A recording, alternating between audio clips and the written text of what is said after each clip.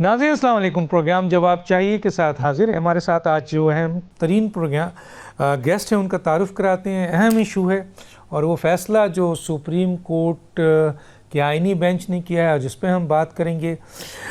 हमारे साथ होंगे जनाब सेनेटर वलीद इकबाल, रहनुमा तहरीक इंसाफ, माहिर क़ानून। आपका बहुत शुक्रिया, आपने हमें ज्वाइन किया। हमारे साथ हैं बैरिस्टर दानियाल चौधरी, वफाकी पार्लिमानी सेक्रेटरी बराए इत्तलात व नशरियात। आपका बहुत शुक्रिया, आप हमारे साथ होंगे। इसके अलावा कंवर दिलशाद साहब हैं, साबिक secretary election commission of Pakistan. आपका भी बहुत शुक्रिया, आप हमारे साथ हैं। अमानुल्लाह करनानी साहब, साबिक सदर सुप्रीम कोर्ट बार एसोसिएशन। तो इस वक्त हमारे साथ लाइन पे कौन है? अमानुल्लाह करनानी साहब हमारे साथ लाइन पे हैं। अमानुल्लाह करनानी साहब, मेरी आवाज़ आ रही है आपको? बिल्कुल आ रही है जनाब। अच्छा अमानुल्लाह करनानी साहब, मैं आप ही की तरफ आता हूँ, आपसे शुरू करता हूँ, फिर अपने साथियों की तरफ जाता हूँ। ये बताइए कि ये जो फ़ैसला है 26वीं आइनी तरमीम के बाद एक कॉन्स्टिट्यूशनल बेंच आया और फिर कॉन्स्टिट्यूशनल बेंच ने जो ये फ़ैसला दिया है, इससे पहले फ़ैसला सुप्रीम कोर्ट के 13 रुकनी बेंच ने दिया था। उस फैसले को इन्होंने तब्दील किया और पेशावर हाई कोर्ट के फ़ैसले को उन्होंने दोबारा आपके इम्प्लीमेंट करवा दिया, यानी वो उस फैसले को माना गया है। तो मैं सवाल को तूल नहीं देना चाहता, मैं ये पूछना चाहता हूँ कि ये जो फ़ैसला इस कॉन्स्टिट्यूशनल बेंच ने किया है, क्या ये फ़ैसला आइनी और क़ानूनी है? क्या वो तमाम जो आइनी और क़ानूनी नुकात उठाए जा रहे हैं उनके लिहाज से ये फ़ैसला है, या कहाँ कहाँ इस फ़ैसले में सुकम है? क्या कहेंगे सर? बिस्मिल्लाहिर्रहमानिर्रहीम। डॉक्टर साहब देखें, अदब से गुजारिश है, पाकिस्तान की तारीख जो है, चाहे सियासी हो, चाहे अदलिया की हो, चाहे पार्लियामेंट की हो, वो स्याह तरीन तारीख है और रोज बरोज इसकी तारीख के अंदर स्याही बढ़ती जा रही। और ये भी मैं समझता हूँ स्याह तरीन फैसला है और बदतरीन फैसला है। वो इस लिहाज से मैं कर, इसलिए नहीं कि मेरे जज्बात है, मैं आपको पता है तहरीक इंसाफ से या किसी पार्टी से ताल्लुक नहीं है। एज ए तालिब इल्म कानून के मैं जो ऑर्डर 47 सब रूल जो है 6-1 की हवाला देता हूँ सुप्रीम कोर्ट के और सिविल प्रोसीजर कोर्ट के। उसमें वाज़ेह लिखा हुआ है कि जो मेजॉरिटी का जजमेंट होगा रिव्यू में उसी को कैरी किया जाएगा। अब सिर्फ इसके हिंसाती अगर आप अददी शुमार देखें, 13 रुकनी में से उन 8 ने एक फैसला दिया जिसको जस्टिस मंसूर शाह साहब का कहते हैं, और उसमें से 2 जो है जिसमें काजी साहब और मंदोखेल साहब थे, उन्होंने 50-50 फैसला दिया था कि 39 सीटें जो है तहरीक इंसाफ को मिलनी चाहिए। यानी प्रिंसिपली उन्होंने एग्री किया, सिर्फ तरीकेकार पर उन्होंने इख्तिलाफ किया था।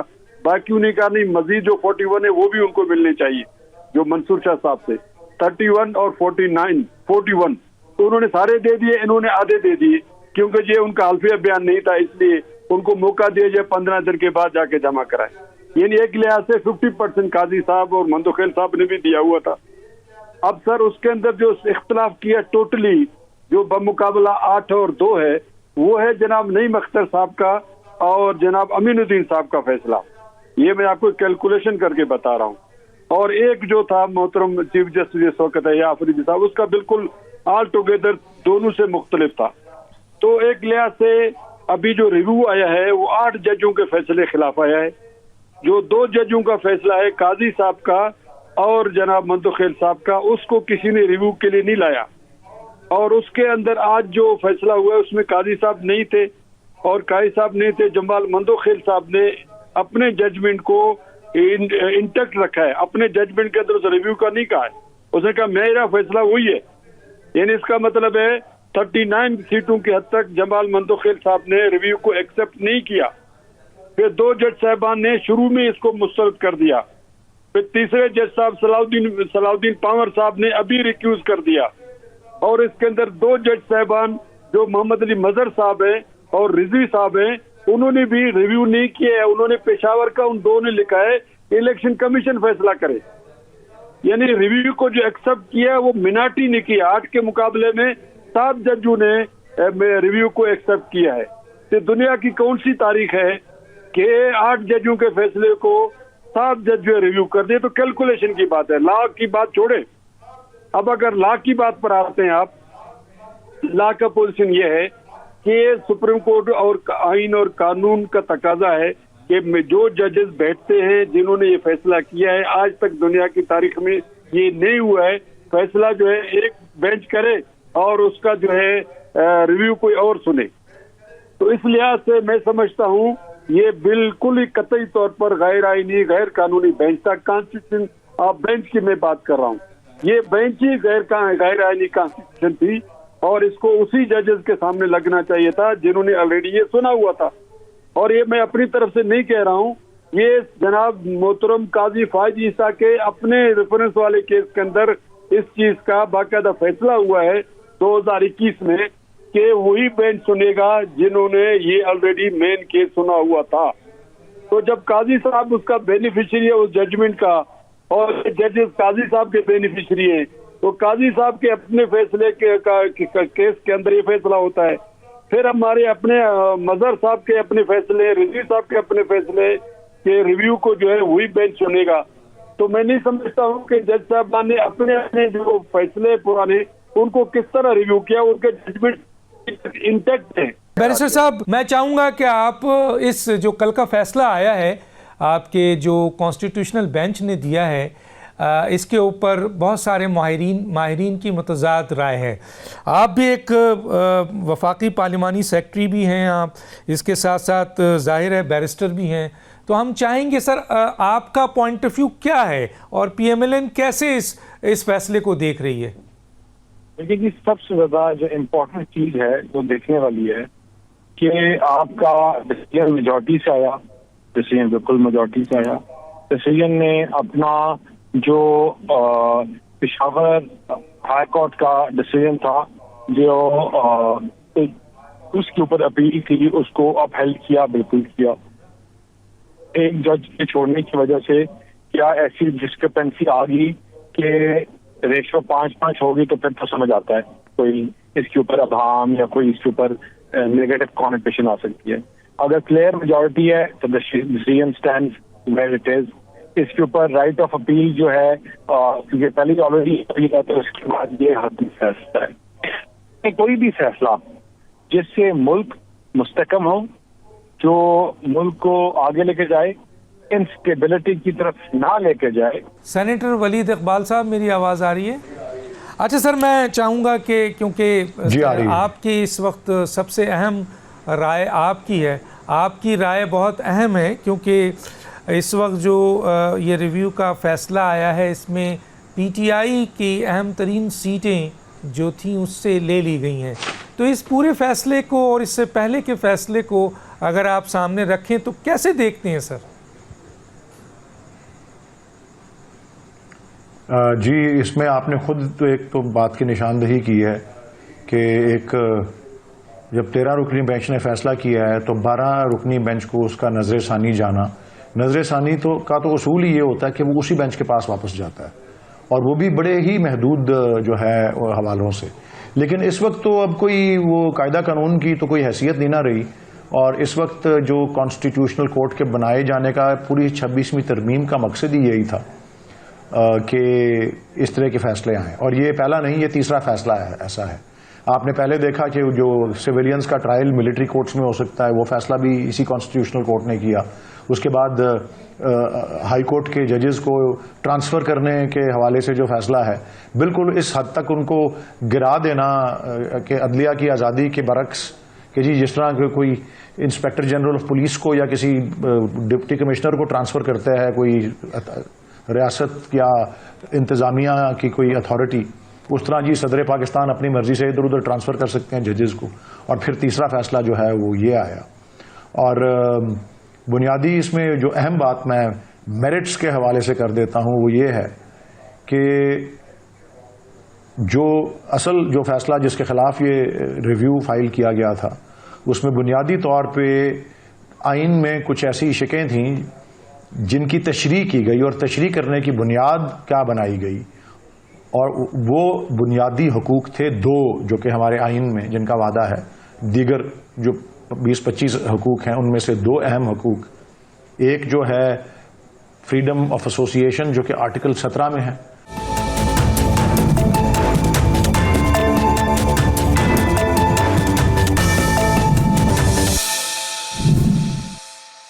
सियासी सरगर्मी और सियासी जमातों के हवाले से, और उससे ज़्यादा जो आर्टिकल 19 में है आज़ादी इजहार राय, इन दोनों को बुनियाद बनाकर जो अक्सरियती फैसला था वो किया गया कि जी फ़ौक़ियत किस चीज़ की है, इंसानी हकूक़ की, और उन हवालों से फ़ौक़ियत इजहार राय की फ़ौक़ियत और सियासी सरगर्मी में शरीक होने की फ़ौक़ियत किसकी निगाह से देखी गई? सबसे ऊपर कि जी वोट देने वाली अवाम जो है।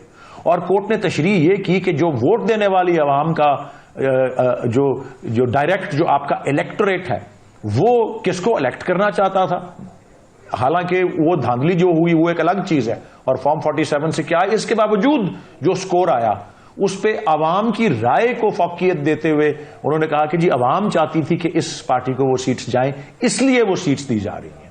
ये उस बुनियाद इसकी इस वक्त इंसानी हकूक और आइन में किए गए वादे और जमहूरी निज़ाम और एक आइनी जो तस्वर होता है चेक्स और बैलेंसेस का, वो बिल्कुल पाश पाश करके इस फैसले ने रख दिया है, इसमें कोई डाउट नहीं है।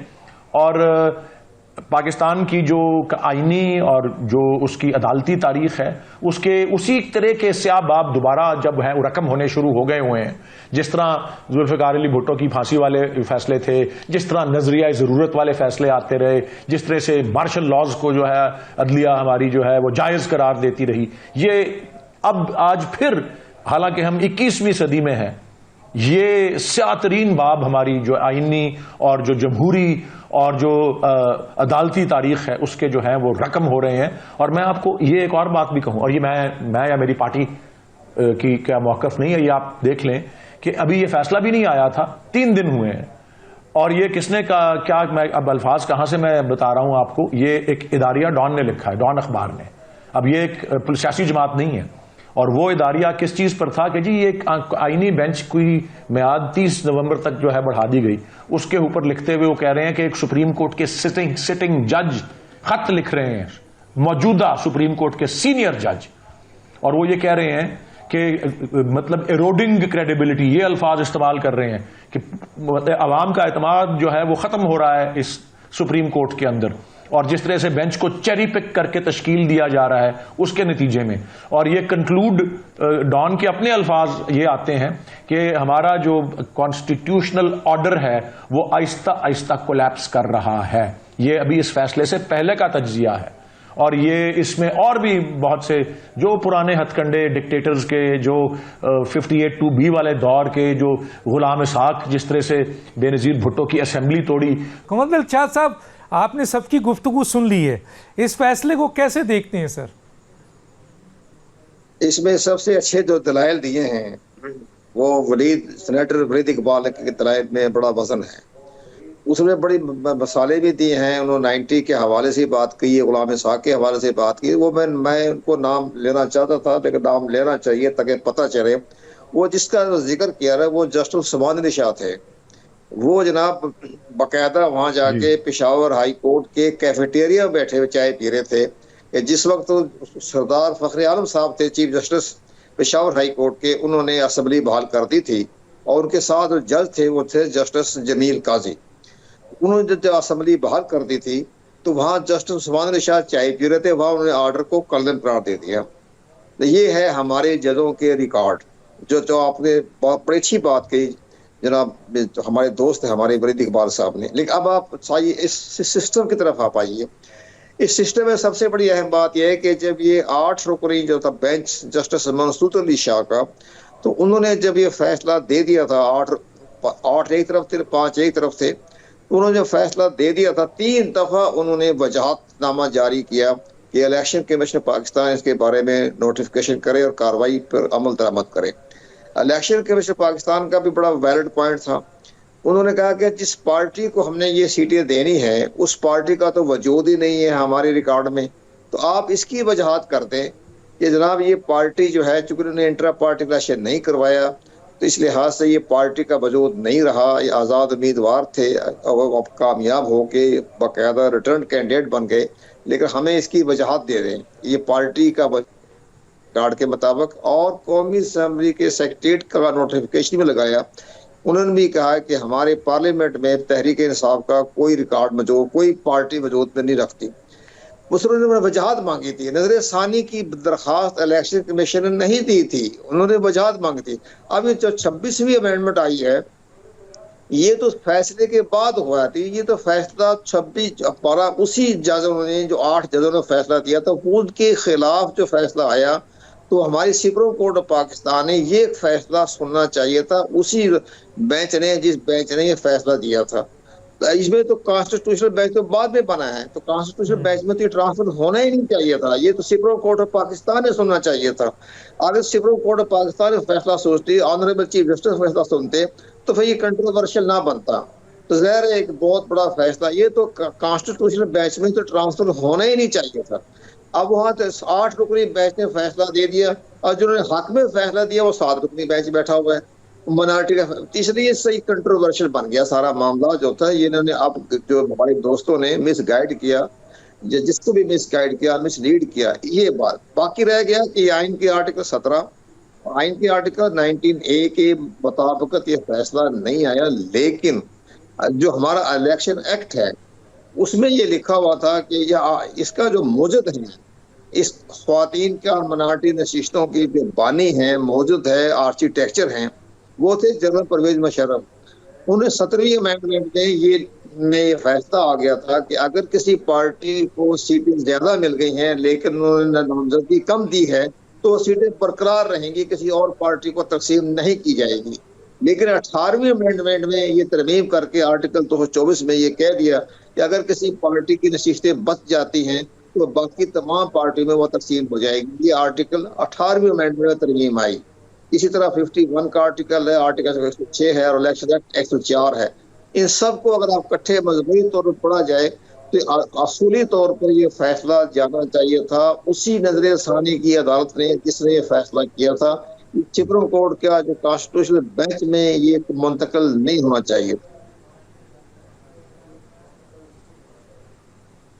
तो इसका एक जुमला कहते हुए मैं ज़रा ब्रेक पे जाऊंगा, फिर अपने मेहमानों की तरफ आऊँगा। आपसे पूछना है, तो क्या आप ये समझते हैं कि ये जो फैसला है ये अनकॉन्स्टिट्यूशनल है, अनलॉफुल है, और जो जजमेंट आई हैं सुप्रीम कोर्ट की बहुत सारी, जिसमें SCMR 2669 20221 में 2021 में, और इसी तरह 2018 में, तो इन एक तरफ सुप्रीम कोर्ट के अपने फैसलों की नफ़ी है और दूसरी तरफ कॉन्स्टिट्यूशन के आर्टिकल्स की नफ़ी है, अनकॉन्स्टिट्यूशनल फैसला है। कमर दिलशाद साहब, 1 मिनट है, फिर मैं जाऊंगा ब्रेक में, फिर अपने साथियों से बात करूंगा। मैं आपकी राय को मुकद्दम दे रहा हूं, आप बताइए। मेरी राय तो यही है कि ये कॉन्स्टिट्यूशनल बेंच में ये केस जाना ही नहीं चाहिए था। ये तो जाना चाहिए था सुप्रीम कोर्ट ऑफ पाकिस्तान के उसी अदालत ने, जिस अदालत ने ये फैसला 12 जुलाई को दिया था।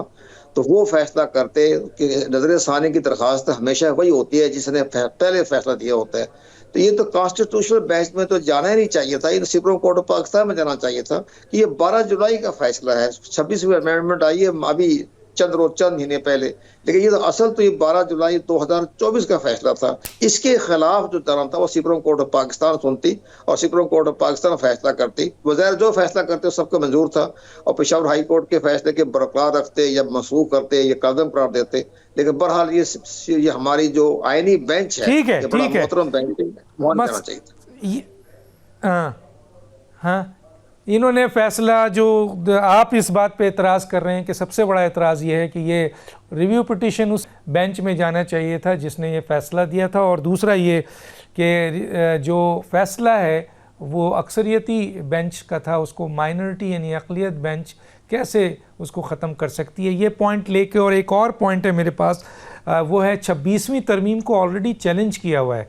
तो अगर उसको पहले सुन लेते और उसके बाद, अगर आज 26वीं तरमीम का फ़ैसला इसके बाद आ जाता है और ये 26वीं तरमीम गैर आइनी हो जाती है, क्योंकि मेरे पास बहुत सारे पॉइंट्स हैं जिसमें बड़े बड़े माहिरीन ये कहते हैं कि 26वीं तरमीम गैर आइनी है। अगर गैर आइनी हो जाती है तो फिर इन तमाम फ़ैसलों का क्या होगा। और नाज़रीन, मेरी कोशिश है कि मैं तमाम गेस्ट को बोलने दूँ और एज ए तालिब इल्म सवाल करूँ, कोई काउंटर क्वेश्चन ना करूँ। तो मेरी कोशिश है कि उनका पॉइंट ऑफ व्यू आप तक पहुँचाया जाए। एक छोटा सा ब्रेक, फिर वापस आते हैं।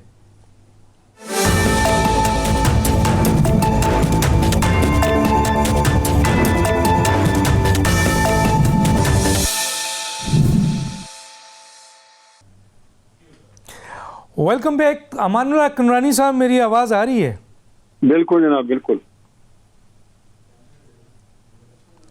अच्छा, मैं अपने सुनने वालों के लिए सर, ख़ास तौर पे क्योंकि बहुत बड़ी तादाद ऐसी होती है जो एक्सपर्ट्स नहीं होती है और कॉन्स्टिट्यूशंस को और इन फैसलों को आइनी तौर पर, कानूनी तौर पर इतना नहीं समझते। एक तो मैं सच चाहूँगा कि आप इस फैसले को अगर कह रहे हैं कि ये बदतरीन फ़ैसला है, तो नंबर 1, नंबर 2, नंबर 3 कहकर क्या क्या आपके एतराज़ात हैं वो ज़रा सा हमें बताइए। और दूसरा सर, 2 चीज़ें मैं इस पे पूछना चाहूँगा, इसमें इजाफ़ा करूँगा। एक तो ये है कि अगर जैसे कि आपने कहा कि जजेस 2 जस्टिस आयशा और जस्टिस अब्बासी जो हैं वो बेंच से हट गए और उस वक्त जो है वो, और एक सलाउद्दीन जो हैं वो भी हट गए, तो अमूमन देखने में आया कि बेंच टूट जाता है और फिर बेंच रिकॉन्स्टिट्यूट होता है। यहाँ नहीं हुआ, एक। और दूसरा एक और सवाल, तीसरा वो ये है कि 26वीं तरमीम ऑलरेडी सर जो है उस पर रिव्यू पिटीशन डली हुई है, यानी अभी उसके को चैलेंज कर दिया गया सर। तो 26वीं तरमीम को पहले सुन लेते, उसके बाद इन फैसलों की तरफ आते, क्योंकि 26वीं तरमीम को अगर सुना गया और अगर ये फैसला आया कि 26वीं तरमीम जो है वो गैर आइनी है, तो फिर इन तमाम फैसलों को, जिसमें बहुत सारे फैसले हुए हैं, वो कहाँ खड़ा होगा सर? देखिए, सबसे पहले तो ये जो बेंच के हवाले से बात हो रही थी उसको खत्म करते हैं, फिर 26वीं की तरफ भी जाते हैं। गुजारिश ये है कि ये कॉन्फ्लिक्ट ऑफ इंटरेस्ट है, इसको अंग्रेजी का एक प्रिंसिपल है, नो वन बी जज ऑफ हिज ओन काज। ये जो 26वीं तरमीम के जरिए से जुडिशल कमीशन बनाया गया है, उस जुडिशल कमीशन में अक्सरियत जो है सियासी जमातों, खासतौर पर हुकूमत जमात की है, और वो तय करते हैं बेंचेस कौन से बनेंगे, कौन से आईनी बेंच होगा, कौन से उसके अंदर जजेस होंगे। हर केस के अंदर वो अपनी मर्जी के जजेस बिठाते हैं और अपने केसेस का फैसला लेते हैं। ये खुद अदलिया की आज़ादी के खिलाफ है, बल्कि अदलिया को स्लॉटर करने के बराबर है। एक तो ये। दूसरा प्रिंसिपल है कॉन्फ्लिक्ट ऑफ इंटरेस्ट का, जिनका अपना केस है उनको इसके अंदर नहीं बैठना चाहिए। मुस्लिम लीग नून और पीपल्स पार्टी का अपना इंटरेस्ट है, उनको उस जुडिशल कमीशन के इजलास में ही नहीं बैठना चाहिए जिसमें ये तय किया जाए कि ये सीटें किसको मिलनी चाहिए, ये इसका जो रिव्यू कौन सुने। इसमें तो इसके अलावा भी पार्लियामेंट में लोग हैं जिनका इंटरेस्ट ना हो, उन लोगों को ये बेंचेस में का फैसला करना चाहिए था, वो भी गलत हुआ। दूसरी बात है, जैसे अपने सेनेटर साहब कह रहे थे, बेसिकली सुप्रीम कोर्ट ने जो फैसला किया है वो एक सब्सटेंशियल जस्टिस की बुनियाद पर किया है, बुनियादी इंसाफ के तौर पर किया है। ये कोई सिविल कोर्ट नहीं है, डिस्ट्रिक्ट कोर्ट नहीं है, कोई कानून का पाबंद है। आइन का आर्टिकल 8 है, आर्टिकल 8 जो कहता है कोई भी कानून, कोई भी यूजेज, कोई भी रिवायत, कोई भी प्रैक्टिस, कोई भी जजमेंट अगर बुनियादी हकूक के खिलाफ है तो वो वाइड तस्वर किया जाएगा। अब अगर इलेक्शन कमीशन का कोई इकदाम आर्टिकल 17 के खिलाफ है, आर्टिकल 19 के खिलाफ है, ट्रू रिप्रेजेंटेशन के खिलाफ है, तो समझो कि आर्टिकल 8 के जुमरे में उससे मुतसादम है, तो उसको वाइड डिक्लेयर किया है, आइन ने कर दिया है। सुप्रीम कोर्ट ने सिर्फ एक वर्डिक्ट दिया है। तो मैं समझता हूँ सुप्रीम कोर्ट 8 जजों का, फिर तादाद में पहले बता चुका हूँ कितने जज, इस वक्त समझ लें कि 7 जजों का जो फैसला है, जो रिव्यू को उन्होंने एक्सेप्ट किया, वो मिनॉरिटी का फैसला है। 8 जज के फैसले को 7 मेंबर जो है खत्म नहीं कर सकते, वो मैंने कैलकुलेशन करके बताई है। दूसरी बात जो आपने 26वीं तरमीम की बात की है, ये अक्सर हुआ है। इसमें ये होता है 2 चीजें, एक तो ये होता है कि ये पास क्लोज ट्रांजैक्शन है और जो कुछ हो चुका है उसको जाने दिया जाए, एक तो ये प्रैक्टिस है। दूसरा प्रैक्टिस अभी इसमें हुआ है, जब ये चौधरी इफ्तिखार साहब का जजमेंट आया और उसके अंदर 2009 में TLD 2009 सुप्रीम कोर्ट 879, उसके अंदर ये डिक्लेयर किया गया है कि पास ट्रांजैक्शन क्लोज नहीं है, जो वाइड है उसको वाइड ही समझा जाएगा, उसके नन ईस्ट समझा जाएगा और उसके लिए डिक्लेरेशन आ जाएगी जो कुछ इकदाम हैं वो गलत हैं। जैसे उन्होंने 3 नवंबर 2007 के इमरजेंसी को डिक्लेयर किया था कि नल एंड वाइड है, एब इनिशियो नल एंड वाइड है और नन ईस्ट है, और जब वो नन ईस्ट हो जाता है तो उसके बाद आपने देखा जिन जजों ने PCO के तहत हल्फ उठाया था 2007 के PCO के तहत, वो तमाम जज 101 जजेस जो है वो टर्मिनेट हो गए, और इसके बाद जो इकदाम उस इमरजेंसी प्लेस के जरिए हुए वो तमाम वाइड डिक्लेयर हो गए। तो अब अगर 26वीं तरमीम कि दरख्वास्त सुनी जाती है और उसके अंदर ये डिक्लेयर हो जाता है, तो लेटेस्ट फैसला यही है कि जो कुछ काम किए गए वो सब नन ईस्ट हो जाएंगे और उसका एब इनिशियो वाइड डिक्लेयर हो जाएंगे। इससे पहले ये था कि नहीं, उनको कवर किया जाता था, उनको पास्ट एंड क्लोज ट्रांजेक्शन समझा जाता था। अब ये पास्ट एंड क्लोज ट्रांजेक्शन का प्रिंसिपल खत्म हो गया है, अब ये नन ईस्ट हो जाएंगे। तो गुजारिश है, तो अब ये जस्टिस अमीनुद्दीन खान साहब की अदालत में जब इनकी केसेस की हेयरिंग हो रही थी, इत्तेफाक से मैं भी मौजूद था, 26वीं तरमीम को चैलेंज किया गया था जिसमें, उसके अंदर हमारे तमाम जो सादिक सदूर थे सुप्रीम कोर्ट बार के, हमने उसको चैलेंज किया होता, हमारी पिटीशन भी उसके अंदर मौजूद है। उसके अंदर अमीनुद्दीन खान साहब ने कहा कि हम 15 दिन के बाद इन केसेस को फिक्स करेंगे। आज उस 15 दिन को कई महीने हो गए, वो फिक्स केस तो 26वीं तरमीम की फिक्स नहीं हुई है, मगर वो तमाम इकदाम जो 26वीं तरमीम के तहत आए वो तमाम इकदाम लिए जा रहे हैं, बेंचेस बनाए जा रहे हैं और फैसले किए जा रहे हैं। फिर तो एक लिहाज से बेंचेस का कॉन्स्टिट्यूशन और 26वीं तरमीम पर पिटीशन वो तो गैर मौसूर हो गई है। ठीक है सर, बहुत शुक्रिया। एक पॉइंट बड़ा इंपॉर्टेंट आपने रेज किया है कि 26वीं तरमीम की वजह से ये कॉन्स्टिट्यूशनल बेंच है, यानी बेनिफिशरी है, तो वो एक ऐसा फैसला कैसे दे सकते हैं जो 26वीं तरमीम या कॉन्स्टिट्यूशनल बेंच जिस मकसद से क्रिएट हुई थी वही उनके अगेंस्ट चले जाए। मैं आता हूं जनाब बैरिस्टर दानियाल चौधरी साहब की तरफ। मैं पहले ही कह चुका हूं कि मेरी कोशिश है कि मैं पॉइंट ऑफ व्यू सवाल करूं और अपने गेस्ट का पॉइंट ऑफ व्यू जो भी है उसको आगे लेके जाऊं। बैरिस्टर दानियाल चौधरी साहब, मेरा जो सवाल है वो ये है, अब वफाकी पार्लिमानी सेक्रेटरी भी आप हैं, तो ये जो फैसला आया है इसके बाद यकीनन पार्लियामेंट में इत्तेहादी जमातों की तादाद काफ़ी बड़ी हो गई है, बल्कि 2/3 मेजॉरिटी हो गई है। तो अब जो एक रुकावट थी 2/3 मेजॉरिटी की बहुत सारी कानून साजी में, तो आप समझते हैं कि वो रास्ता सर अब हमवार हो गया है, अब वो मसला हल हो गया है sir?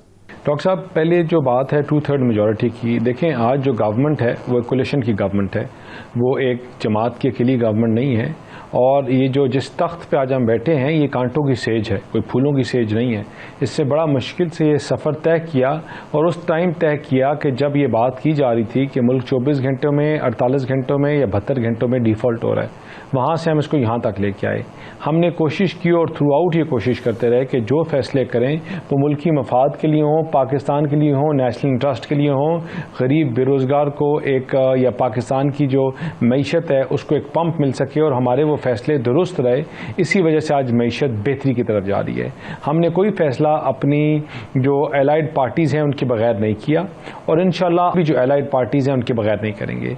It is of utmost importance to us कि हम तमाम पार्टीज़ को, तमाम अपने साथ जो स्टेक होल्डर्स हैं उनको ऑन बोर्ड लेकर हम ये फैसले करें और उनके साथ उनको ऑन बोर्ड लेने के वजह से आगे चीज़ें बेहतरी की तरफ चलेंगी। दूसरा जो आपका सवाल था, जो हम पहले डिस्कस कर रहे थे कि देखिए आईनी बेंचेस, देखिए आईनी बेंचेस और आईनी तरमीम की अगर हम बात करते हैं तो उसमें बड़ा एक क्लियर एक चीज़ आ चुकी है कि जो पार्लियामान का डिसीजन है और जो पार्लियामान का जो डिसीजन है वो पार्लियामान ही पावर्स कॉन्स्टिट्यूट या पार्लियामान ही पावर्स डेलीगेट करती है सुप्रीम कोर्ट को और किसी कोर्ट को। अगर पार्लियामान में बैठी हुई जमातें कोई अमेंडमेंट लेकर आएँ और वो ये समझें कि वो अमेंडमेंट ठीक है तो वो चाहे गलत हो या ठीक हो, वो पावर्स पार्लियामान के पास है कि वो डिलीवर करे। सुप्रीम कोर्ट की जो पावर्स हैं इनकी ड्राइविंग फोर्स पार्लियामान है। अगर किसी पुलिस या लॉ इन्फोर्सिंग एजेंसीज की पावर ड्राइविंग फोर्स है तो वो पार्लियामान है और वो अपनी तमाम इदारे, अपनी जो पावर्स हैं वो पार्लियामान से ड्राइव करते हैं। अगर किसी जगह अगर किसी के पास पावर है और कोई किसी को गलत या सही कहने की या सजा या जजा देने की या 5 साल की जगह 10 साल सजा देने की, तो कल पार्लियामान वो खत्म कर दे तो पावर्स खत्म हो जाएंगी। तो सेम वे उनको ये जो पावर्स हैं ये पार्लियामान ने दी हैं और पार्लियामान अगर किसी चीज़ का फैसला करती है तो वो इन तमाम चीज़ों से बालातर है। दूसरा जो आप एक बात कर रहे थे कि यार कि ये ऑटोमेटिकली एम्बिगुइटी है कि कैसे जो है ये पार्लियामान ये बेंच जो खुद उस 26वीं तरमीम की वजह से वजूद में आया, आप कैसे ये फैसले सुन सकता है? कोई भी इदारा, चाहे वो पार्लियामेंट हो, सुप्रीम कोर्ट हो या हुकूमत हो, वो कॉन्स्टिट्यूशनल में मौजूद अपने जो उनके पास इख्तियारात हैं उससे तजावज़ नहीं कर सकते। अच्छा, पार्लियामेंट को भी इख्तियार नहीं है कि वो फंडामेंटल राइट्स के ख़िलाफ़ कानून साजी कर दे या इस्लामिक प्रोविज़न के ख़िलाफ़ चला जाए या बेसिक स्ट्रक्चर के ख़िलाफ़ चला जाए या पर्सनल स्पेसिफिक कोई कानून कर दे, तो कहा जाता है कि ये स्ट्राइक डाउन हो जाता है और स्ट्राइक डाउन सुप्रीम कोर्ट करती है क्योंकि तशरीह वो करती है। तो 26वीं तरमीम को नहीं सुना गया। आप समझते हैं पहले सुन लिया जाता? एक तो ये सर, और दूसरा जाहिर है कि अब आपका क्या पॉइंट ऑफ व्यू, अब आप पाकिस्तान की एक बड़ी सियासी जमात हैं, तो अब आप क्या अगला इक़दाम है? इधर कोई चैलेंज की जगह है या आपका क्या अब डिसीजन होगा इस फैसले के बाद? जी, इससे पहले मैं एक दो बुनियादी बातों का जो है मैं उनको मुखातिब करना चाह रहा हूँ। एक ये बात जो है, ये हमारे जो निज़ाम है और हमारा जो आइनी निज़ाम है, इसके बारे में जो एक गलत तासुर दिया जाता है, मैं अपनी राय और जिस पे मैं कायम हूँ वो ये है कि पार्लिमान जो है वो उस इदारे को फ़ौक़ियत हासिल नहीं है दूसरे इदारों के ऊपर। पार्लिमान आइनी इदारों में से एक इदारा है। जिस मुल्क में एक तहरीरी आइन होता है, जिस तरह पाकिस्तान में है रिटन कॉन्स्टिट्यूशन, फ़ौक़ियत आइन की होती है, फ़ौक़ियत पार्लिमान की नहीं होती, आइन की होती है। और आइन में पार्लिमान के अपने इख्तियार हैं, जिस तरह आपने भी कहा ना, हर इदारे का अपना इख्तियार होता है, उससे तजावज़ नहीं कर सकता। पार्लिमान का काम कानून साजी करना है, पार्लिमान का काम आइनी तरमीम अगर वो उसकी तादाद रखती हो वो करना है, और उसके साथ उसको नाफिज करने का जो है, उसकी तशरीह करने का जो है, उसको बरकरार रखने का काम जो है वो अदलिया का है। और अदलिया ही इस बात का तयन कर सकती है कि कोई कानून या कोई तरमीम जो है वो आइन से मुताबिक है या मुतसादिम है। अगर मुतसादिम होगी तो वो कलअदम करार पाएगी, वॉइड हो जाएगी। तो 26वीं आइनी तरमीम जो है वो आइन की बुनियादी स्ट्रक्चर जो आपने कहा उससे मुतसादिम है। आइन का बुनियादी स्ट्रक्चर जो है उसकी तशरीह बहुत से केसेस में हो चुकी है। उसके कुछ सतून हैं। पहला पार्लिमानी निज़ाम, ये एक सतून है उसका कि इस आइन के तहत अगर कोई ऐसी तरमीम हो कि वो पार्लिमानी निज़ाम से मसलन सदारती बना दें तो वो बुनियादी आइन के ढांचे से मुतसादिम है, वो आइनी तरमीम ही कलअदम हो जाएगी। दूसरा है वफाकी निज़ाम, फेडरलिज्म, ये भी आइन का बुनियादी सतून है। तीसरा है इंडिपेंडेंस ऑफ द जुडिशरी, और चौथा है इस्लामिक प्रोविजंस।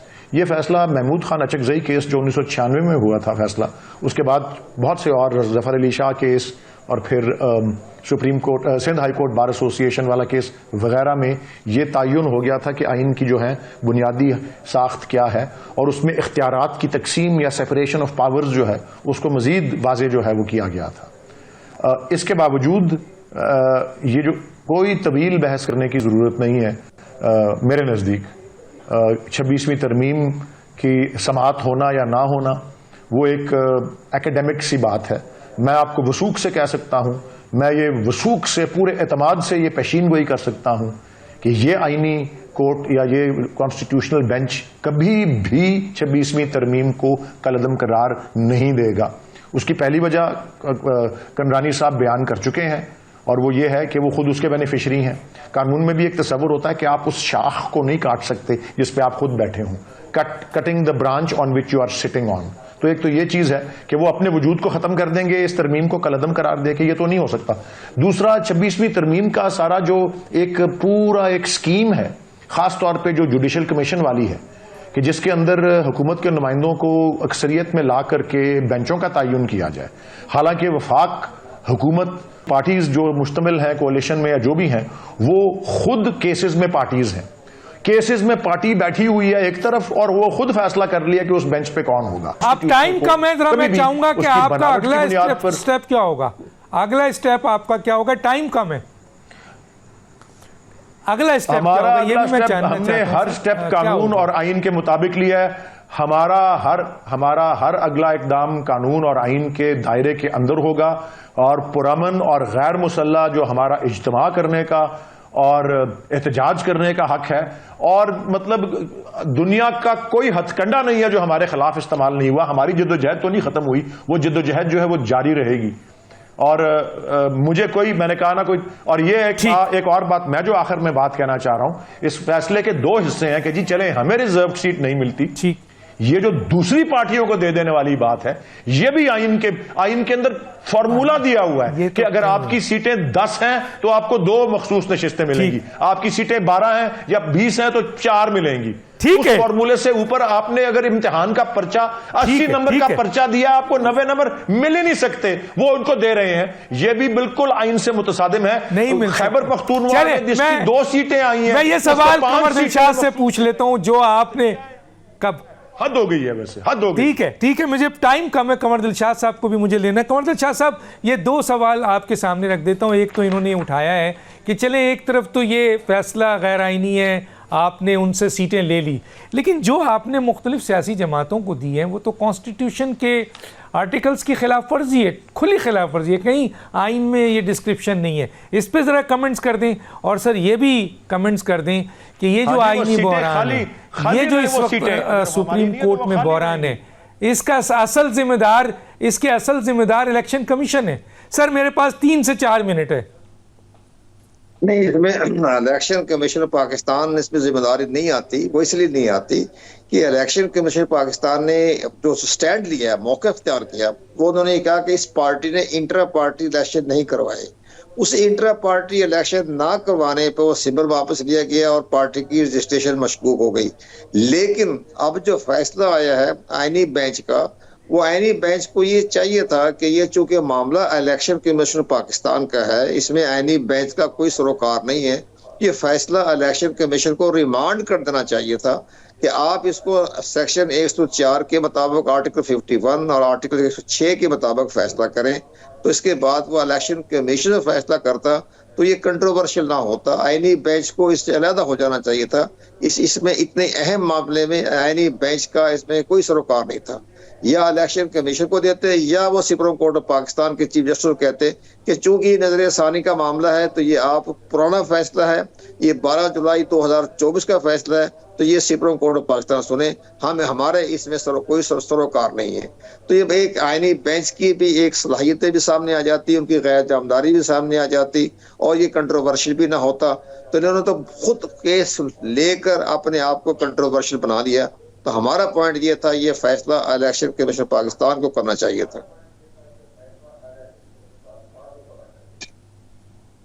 अच्छा सर, दूसरी बात जो वलीद इकबाल साहब ने उठाई कि एक तरफ तो ये उनकी सीटें ले ली गई, उस पर ही बहुत सारे सवालात हैं कि ये गलत ली गई है, लेकिन दूसरी तरफ ये सीटें जो दी गई पाकिस्तान पीपल्स पार्टी को, PMLN को, ये डिफरेंट पार्टीज़ को, इसके ऊपर सवाल है कि ये कौन से आइन के आर्टिकल के तहत इन्हें दी गई है। तो आप जरा इस पर रोशनी डालेंगे सर? इसमें तो आर्टिकल तो 24 खामोश है। जो आपका सवाल जो है मैं मार्ज करूं, आइन का आर्टिकल 224, 51 और 106 जो है वो बिल्कुल खामोश है। इसके बारे में कोई लाइन ऑफ एक्शन या गाइडलाइन नहीं दी गई है। ये तो उनका अपना एक विजन है, अपनी उन्होंने मफरूजे के तहत ये फैसले कर दिए, लेकिन आइन तो इसके बारे में खामोश है। अच्छा सर, आइन इस पे भी खामोश है कि अगर प्राइम मिनिस्टर जो है वो बीमार हो जाए तो कोई दूसरा प्राइम मिनिस्टर, या मुल्क से बाहर हो तो दूसरा प्राइम मिनिस्टर नहीं हो सकता, सदर तो हो सकता है। तो क्या सुप्रीम कोर्ट कोई ऐसा फैसला कर सकती है जो आइन में नहीं है कि नहीं, अगला वज़ीर आज़म अगर बीमार होता है तो फिर वो चेयरमैन सेनेट जो है वो वज़ीर आज़म की कुर्सी संभाल लेगा? ये सुप्रीम कोर्ट कर सकती है? मैं पूछ रहा हूँ सर एज ए तालिब। भाई अगर प्राइम मिनिस्टर बीमार हो जाता है तो सीनियर मेंबर जो होता है, तो सुप्रीम कोर्ट की भी अपनी जुरिडिक्शन है। ठीक है,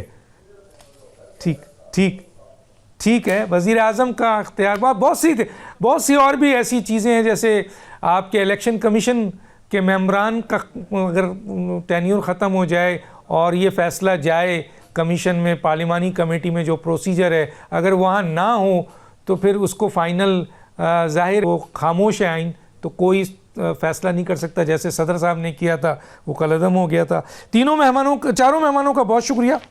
किसी स्टेज पे मज़ीद बात करेंगे। आप चारों का बहुत शुक्रिया। वक्त ख़त्म हो जाता है। डॉक्टर दानिश को याद दीजिए। अल्लाह हाफ़िज़।